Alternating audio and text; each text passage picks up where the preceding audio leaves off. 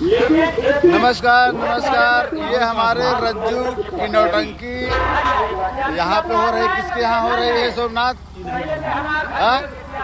ये शायद सरोज के यहाँ तिरही है, तिरही के उपलक्ष्य में हो रही है। हमारे सोमनाथ होम गार्ड हैं, नौटंकी के बहुत बड़े शौकीन हैं। और ये नौटंकी रज्जू आकाश स्वर संगीत पार्टी, जिसमें डुप्लीकेट अमरीश पुरी रहते हैं। अभी हम आप सबको डुप्लीकेट अमरीश पुरी से मुलाकात करवाएंगे। दोस्तों, ये नौटंकी 18 मार्च की रात टिकरी ग्राम सभा में बज रही है। ये हमारे रज्जू भैया आकाश स्वर संगीत पार्टी, जिसमें से फूले डांसर, संजय खलनायक, बहुत बढ़िया सुपर कलाकार आपके सामने संगीत बज रही है। आइए नौटंकी देखते हैं और लुत्फ उठाते हैं।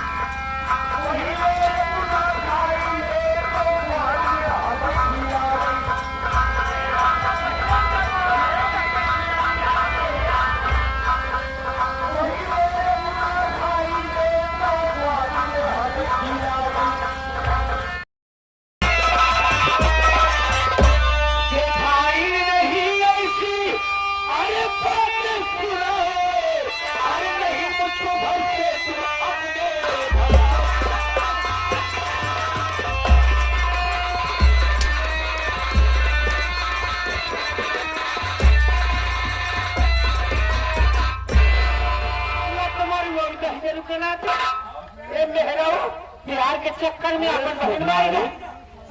तुम्हारे कहने पर मेहनत की बहन का कत्ल कर दिया। हमारे घर वास्ते और दुनिया छोड़ के गए, वैसे तो हमारे घनिष्ठ भाग। तुम ठीक कह रहे हो यार। विनाश काले विपरीत बुद्धि।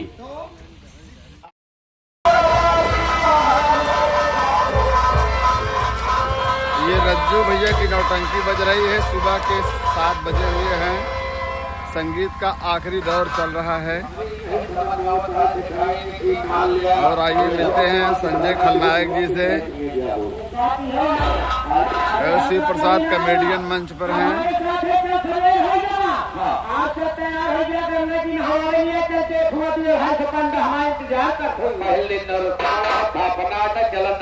हमारे साथ दिखाई कितना पंडा हमारा इंतजार करत हो। 250 पंडा चल पहले तैयारी करी। नहाय चला एक 10 जन रात मार के भगा दी ना पूरा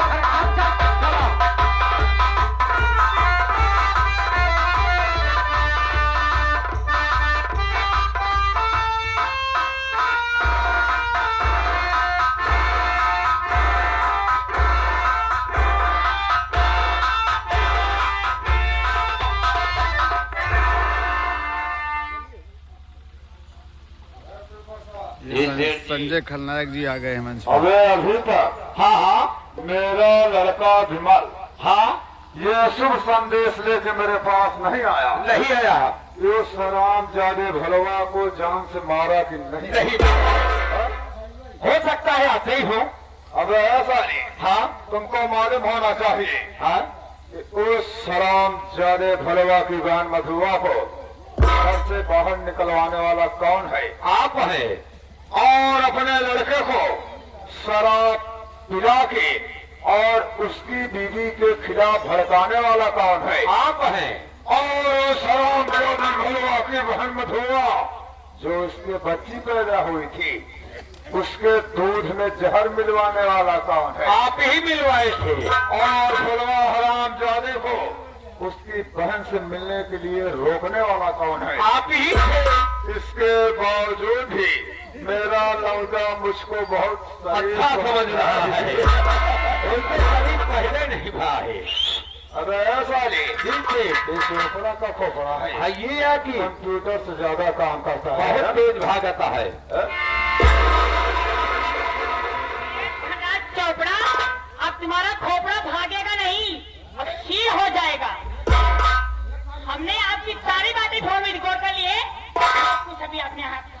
हमारे बाबू महेंद्र सिंह मंच पर आए हुए हैं। हरे पिताजी। अरे बेटा विमल, अरे बेटा तुम आ गए। ये बताओ, तुमको जिस काम के लिए भेजा था काम हुआ कि नहीं हुआ? पिताजी, ये मत सोचो कि मैं तुम्हारी बातों को सुन नहीं रहा था। जितनी बातें आप बोल रहे थे, इस मोबाइल में हर बातें तुम्हारी रिकॉर्ड हो चुकी है। तुम्हारे तुम्हारे कहने से मैंने सब कुछ किया पिताजी। आपने मेरी मासूम बेटी को दुनिया से उजाड़ दिया और मुझे इस नतीजे पर पहुंचा दिया कि जो एक बेटा अपने पिता के प्रति इतनी बड़ी गद्दारी नहीं समझ सकता है। देखो बेटे, मैं जो कुछ किया तेरे लिए किया, जो कुछ करूंगा तेरे लिए करूंगा। आखिर मेरे ना रहने के बाद जो कुछ मेरा है सो बेटे तेरा है। हा? मैं तो ये सब तुम्हारी भलाई के लिए किया हूँ। पिताजी, इन्हें पहचान रहे हो? अपने थाने कोई नई नई साहब आई हुई है। आपने सही कहा, इस थाने में तो मैं अभी नहीं आई हूँ। साहब नमस्ते। नमस्ते। आपको मालूम होना चाहिए ठीक है, कि मैं एक सम्मानित व्यक्ति हूँ। मैं जानती हूँ। इस रुस्तमगढ़ जिले में मेरा बोलबाला है। जी हाँ। अच्छे खासी पहचान है मेरी। जी जी, इज्जतदार लोगों में उठना बैठना है मेरा। ये भी जानती हूँ। और इस रुस्तमगढ़ थाने में जी। जितने भी अफसर आते जाते रहते हैं, जी हाँ। यानी आपसे पहले जो अफसर आए, यस।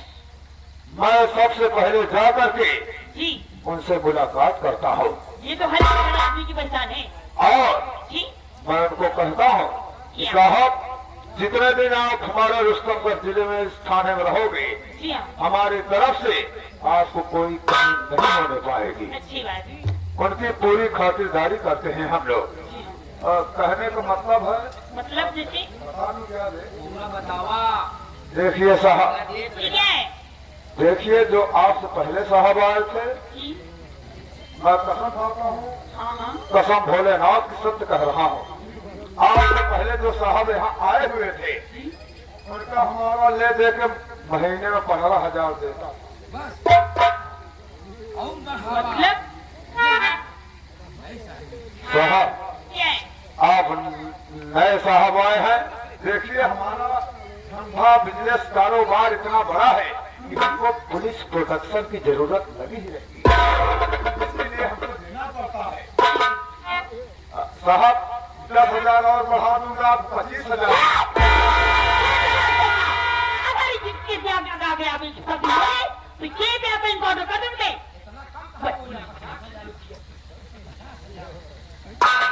हेलो,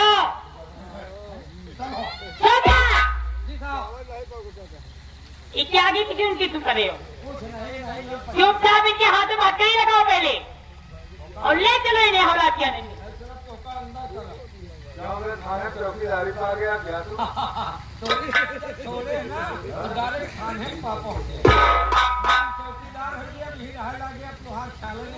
जल्दी करो। चौकीदारी ज्यादा कमाई करता होगा ना? एक महीने 35 दिन ड्यूटी लगती होगी। 30 के बजाय 35 दिन समझ गया ना? अबे आराम से लगा दे, सारे लंबा बार भाग है। और क्या? पिताजी, देखो विमान, देखो मैंने तुमको 5 कोस के इतना बढ़ा दिया। और क्या? बेटा देखो, मैं चाहता हूँ मेरे ना रहने के बाद मेरी ये जितनी संपदा है, मेरा जितना कारोबार है, इसका अच्छे से ख्याल रखना और फालतू 1 रुपया या मेरा कोई भी कारोबार में किसी गरीब दुखिया को शामिल। पिताजी इन्हें पहचानने की कोशिश करो। शायद आपका दिमाग नहीं काम कर रहा है, आपकी आंखों में पर्दा पड़ गया है। एक बार इनके नजरों में नजर डाल करके पहचानो कि है कौन है।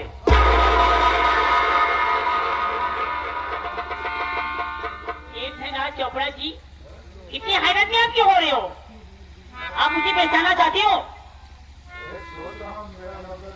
कुछ आवाजिया मिलत है चलो कुछ तो मिला तो ठीक है। आप मुझे अगर पहचाना चाहते हो तो अपनी नजरों को एक टक दिखा के रखिएगा। अगर कहीं आपकी पलक झप गई तो आपकी जान के साथ कुछ भी हो। नजर टिका के रखिएगा।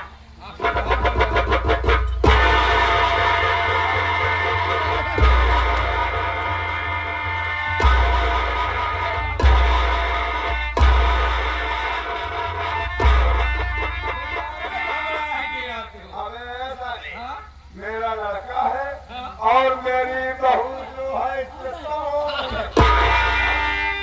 क्यों दे? मेरी बहू दरोगा है, इंस्पेक्टर दरोगा, इंस्पेक्टर जो कुछ है, और उसके सामने चौकीदार होके उसके ससुर को हथकड़ी लगाए और कहा कि दूसरा साले भीख जूता कहाँ उतार के जूता बीच जूता मारा। और आप सुन रहे हो कहीं? अरे बहू देखो, विमल मेरा लड़का है अच्छा। और वो मेरा लड़का है तो मेरी बहू हो, जी। और बहू बेटी में कोई अंतर थोड़ी होता है। बिना जी अंतर तो नहीं होता है, लेकिन तुमने अंतर पैदा कर दिया है। तुमने तो सारे रिश्ते खत्म कर चुके हैं। अब तो तुम्हारे हाथों में हथकड़ी है और कानून जो कहेगा वही होगा। देखो तुम समझे नहीं, तुम्हारे बाप को गरीबों से नफरत नहीं है, गरीबों से नफरत नहीं है, नफरत है तो उनकी गरीबी से। अब मेरी बहू गरीब थी तब मैंने इससे नफरत किया, अब जब मेरी बहू गरीब नहीं रही तो नफरत कैसी है?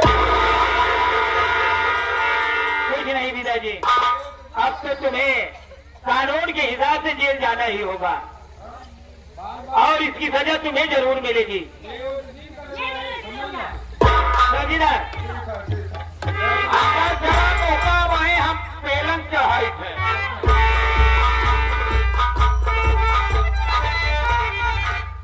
सुनिए, अभी बताइए। सबसे बड़ा इम्पोर्टेंट काम तो बचा ही रह गया है। कौन सा काम है? जो हमारी सेठाई साहिबा है उनके यहाँ से हमारे भोला भैया 1 लाख रुपए का कर्ज लेके आए थे। तो क्या हुआ? हमें उन्हें सूद सहित रुपए लौटाने हैं। इसमें देरी किस बात की है? आइए चलते हैं।